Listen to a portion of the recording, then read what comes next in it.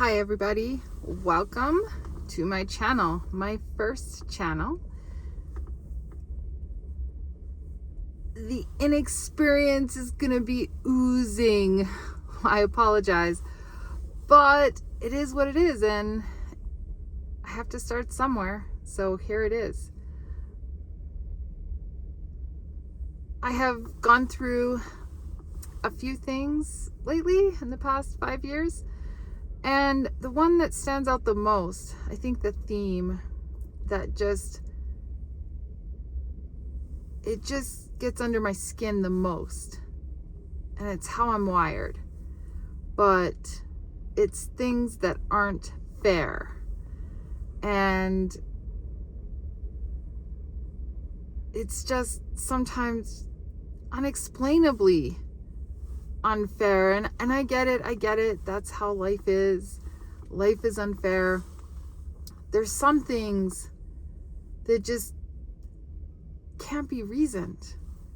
There's no logic behind it, how unfair it is, and I want to know about them. So I'm a very curious person.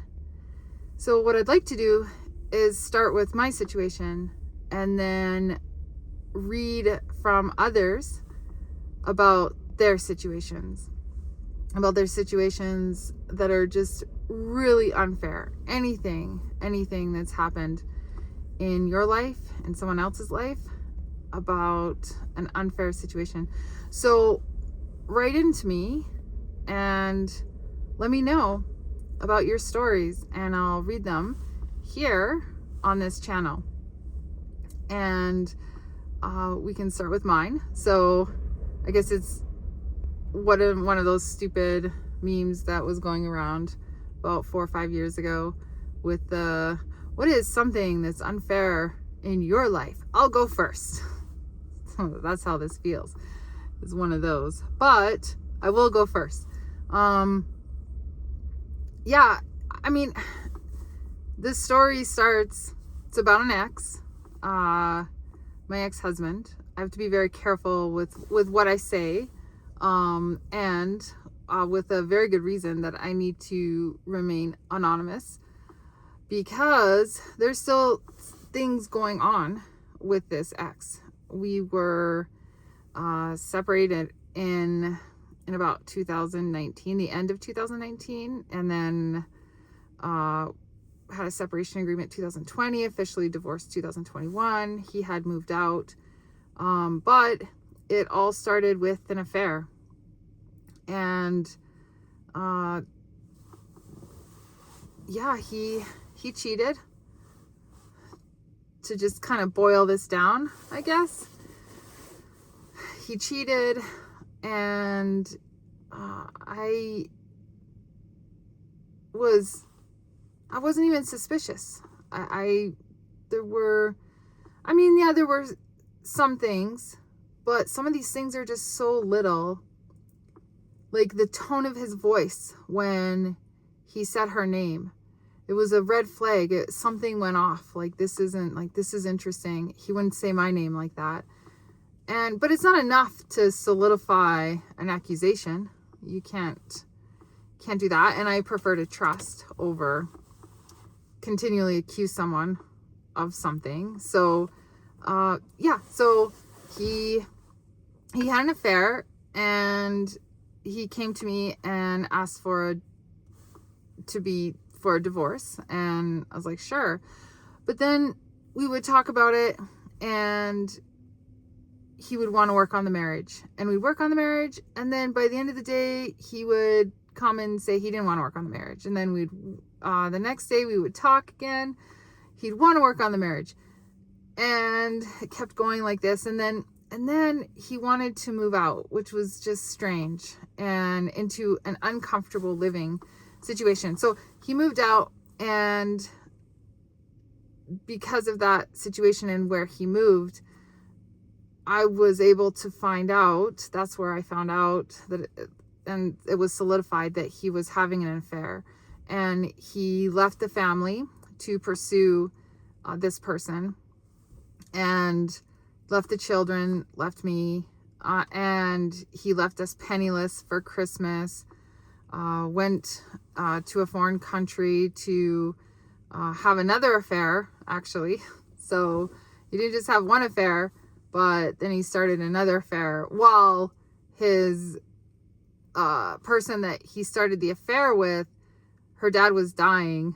And yeah, it was just a mess. It was a big mess. But it was something that I got through and was okay. Not okay that he cheated, but it's okay that the relationship ended, most definitely.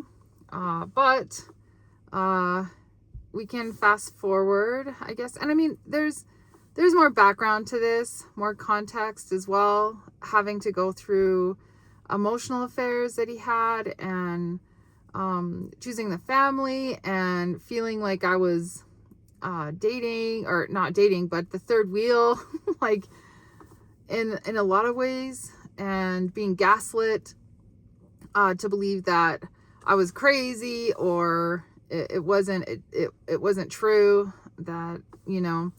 So there's some background to this. So I mean, that's another reason why it's really okay that the relationship is over. I don't mourn the relationship at all. It's just, you know, he could have been more respectful. If he would have been more respectful, he could have remained friends with my family, but he didn't just throw me away. He threw my family and certain friends away, because at some points you just need team you. Like, you can't have team both. So he got a lot of friends and in the divorce as well, which is totally okay. Life goes on. But that's not really the most unfair. It's not the unfair part. The really, really tragedy of the situation that is ongoing, by the way. I'm still in it. It's not over. But the really tragic part to this is just all the court. And we signed a separation agreement, and he gave me full parenting control, I guess, full custody, and he saw the kids every day. So there was never really a week where he couldn't see the children, but some of his choices of hitting the kids just led to them not wanting to go see him, or being uncomfortable. And so I allowed that as well. So no overnights, but he saw them every day. And it was working really great for the kids. The kids had one place to call their own, to call home, and it was working. And we had attended mediation. He had taken me to court, self-represented, probably 4 or 5 times, and it wasn't successful for him. And so he got a lawyer. And then we entered into an arbitration agreement. For me, disclaimer here, this is not advice for anyone. This is definitely not advice for anyone. For me, though, I will never, ever, ever enter into an arbitration agreement again.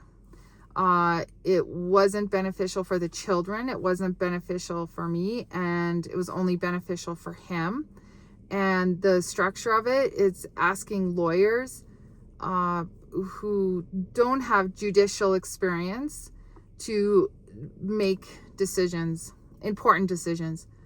And so, yeah, the arbitrator had jurisdiction over everything, basically. So there was a really good separation agreement, and then that kind of went away.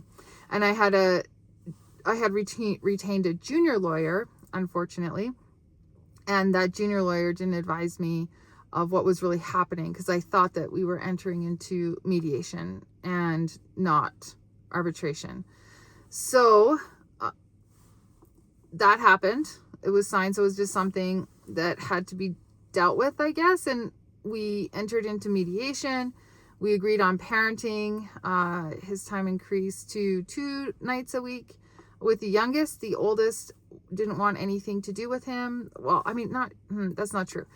he did want to have a relationship with his father, but he wasn't comfortable staying overnight. So he was still encouraged to spend time with his father, just how he wanted it, because he was forced to do, soccer events or things that the dad was only interested in and nothing that he was interested in. So it just wasn't, he was just upset that his dad didn't make any effort to learn about him. So, mediation, lots of stuff. And then 2024, summer, without trying to mediate, my ex, he forced arbitration. And at the same time, I got a business, in the separation, and my ex got a business. And so at the same time, but this business was failing. So I had tried to get it going for about 5 years, and it just, with COVID, and COVID killed it really. Without COVID, it would have been profitable, but I needed a really healthy economy after COVID to make it successful, and it just didn't happen. So as a result, in the end of summer, we'll say, of 2024, I was closing my business. At the same time, my ex was forcing me into arbitration. It was emotional. It was a lot. It was grieving this business I put my heart and soul into and just worked so hard for, sometimes 13-hour days, travel, whatever it took. I was committed to making this business work. But anyway, so it was just closing down this business and then being forced into arbitration. So as a result of closing my business, I didn't have the funds to hire a lawyer, and I didn't have funds for arbitration either. Arbitration isn't free. It costs a lot. And as a result, I told the arbitrator and the other lawyer I couldn't afford it. And they forced me into it anyway, and that I couldn't afford a lawyer. And so I had to do it all trying to be self-represented. And because I didn't have a lawyer, I lost, because I was going into it more as a business negotiation instead of a legal negotiation, which I didn't know the difference. I know the difference now. But as a result, I lost in December, is when it kind of finalized. And because I lost without a lawyer, wasn't properly represented, and I had to do an oral hearing on my own, and that was also a lot and frustrating. I don't know what the benchmarks are. I don't know what they need. I don't know the legal requirements, and what she's basing her decision off of, and I was really disadvantaged, and seriously just had no money to put into lawyers or arbitration really. And as a result, I lost December 2024, and then there was an arbitration for cost award in February of 2025, and I lost that. And the arbitrator, I would love to use some colorful words, but I will not, is that she awarded him about a little bit under $25,000. $25,000. So, okay, at that time, I had that situation to deal with, but what my ex did is so he was looking for maximum suffering and pain. And as a result, he took it to civil court and he sued me. He started suing me for $25,000. Again, I didn't have a lawyer, so I didn't know I could appeal. It's very rare to get an appeal approved. So I just didn't have a lawyer. And also, okay, in December, I started working at a very low paying, at a low job. I don't mean low as in, there's lots of respect for office administrators. But what I mean is it was lower than my skill set. and I just needed to work. So I got this job through a family friend, I guess we'll say, and it was good to be working. It was great. I love the challenge, I guess, of trying to make the place better, but it was a small company, about 7 employees, and those 7 employees did a lot, but it was just interesting how things work. There was a problem. There was a big problem with the aged order report. It was about $650,000 on the aged order report that was 60 days and more. And as an office admin, I don't know. I'm not supposed to know how to fix that, how to look at it, how to analyze it. But I did know. And so after about 2 weeks, the owner came to me, and so they had 4 months. So I should also say this company, they sat on this $650,000 aged order report and just watched it grow week by week. And they didn't know how to fix it. So the owner, the other manager, and the accountant or financial controller was a joke. He was a 23-year-old. He was an inept 23-year-old that was hired because he was the son of the family, like family friends. And yeah, so the business owner came to me one day and said, go back there and find out why, like fix this, find out. So it took me 3 days. So they were on it for 4 or 5 months. It took me 3 days to figure out what the problem was in their process and how to fix this $650,000 aged order report. And so we started working on it. And by the beginning of January, he fired someone. It's a small team. And he just impulsively fired someone. And so that put more on my plate to do, which was great. I love being busy. I am a team player. I love to do, if overtime is needed, I will do overtime. No problem. So, so I started working on this, man down, everyone else. He brought the sales team into doing shipping and receiving, which is funny, because it's not their forte, but he wouldn't hire someone new. And so it just put a lot of stress on other employees to do their regular job and then do this other job that someone was doing. And there was really too much on that person's plate that he fired anyway, that he terminated. And my whole point to this is, so at the end of January, he started making me the operations manager without higher pay. So he was paying me after taxes about $3,000 a month. It is not a livable wage. It is not a livable wage. I'm a single mom.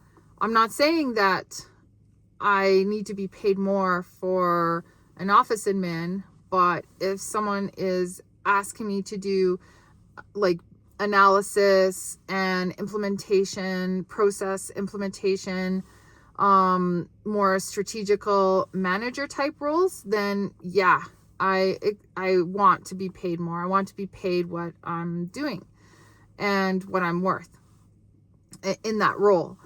And by the beginning of February, I believe it was, he made me sales manager as well. And then by the middle of, I think it was the beginning of March, I started talking to him about a pay raise because I was coming on my 3 months probation. So I thought that was a good time to talk to him about it. And he asked me to go put some numbers together, like some comps about what I'm doing, then equivalent, and I did. And so guys, at the end of that, so in the middle of March, he terminated me without cause because he didn't want to pay me more. He wanted me to continue doing the operations manager and the sales manager, but he didn't want to pay me more. So it wasn't fair. That's another situation. So in February, I got the $25,000 cost award against me. In the middle of March, I lost the job. And it wasn't fair, but it gets, wait, there's more. It doesn't end. So on top of that, my ex-husband, after March, he started to, so I got served from a civil enforcement agency on my house. So they are trying to take my house to pay for the $25,000 cost award. And yeah, I had to go to court. I lost again because I didn't wait until the writ of enforcement was on my house. And then after the writ enforcement was on my house, I went again to the court, and the other lawyer was trying to, or my ex's lawyer, civil lawyer, so he has two lawyers now, civil and family. The civil lawyer was trying to say that we had already taken this to court and that I lost, so it shouldn't be a big deal. But he lost, and there was an implementation of monthly payments only for the next 6 months. So that will come around in March of 2026, where if I don't have figured this out, then they can sell my house. Like, it's just insane to me that we went to like arbitration for parenting in a family matter, and now I'm at risk of losing my house, that they can come in and take my house and sell it. Like, just insane. Like, I've told people this, and they're asking me how this happened, and I just explained all the steps of how it happened, and I'm still just shocked that this is able to happen, that an ex who has been abusive with the legal system and coming after me so many times, I've had to weather, it's like every year there's been, like I said, in the first year that he started the legal stuff, it was, 4 or 5 applications against me that he lost all of them. And then the arbitration and the mediation. And I think we've attended 4 mediations and then 2 arbitrations, and had to go to like family docket court, I don't know, like 6 times, 6, 7 times, like, yeah, 6, 7. Anyway, so it's just incredible how this person has really just gotten away with this. And to be honest, I know that he has spent about $100,000 on legal fees, and I've called him just begging, and this is what he wants. So he wants me suffering. He wants to know that, like, he's feeding off of it. And it's tough when you're in the emotions, but I've cried. I've called him just crying, please stop, like, for the kids, for us, for everything. Like, I want to move on. And he's remarried, which is great. He married the person that he cheated with.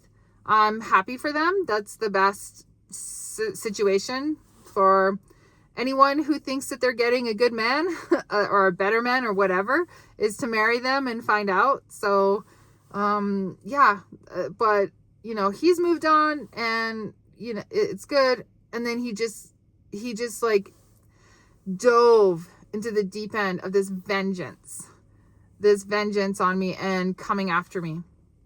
And like I said, we're still going through it. There's probably going to be some updates on it. So what's happened of late is I finally got away from the arbitrator. She didn't make one decision that was really good for me. One decision that I would win.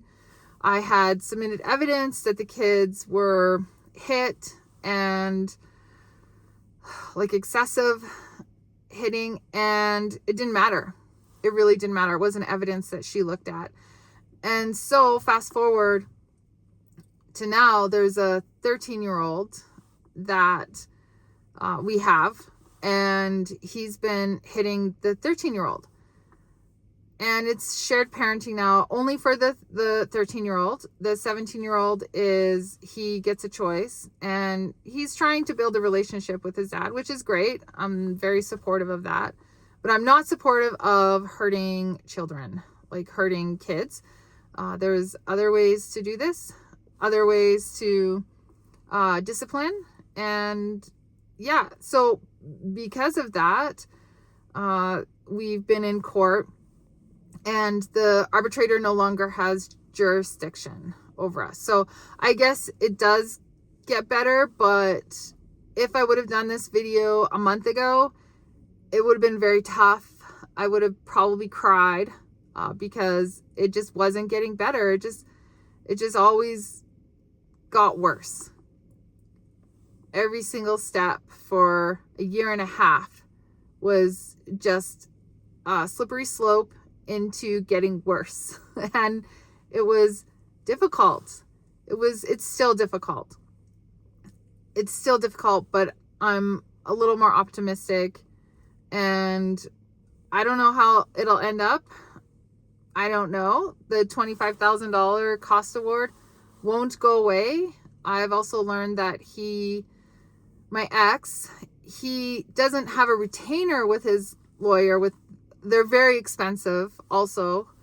And he has just had an account with them, which is really strange with lawyers.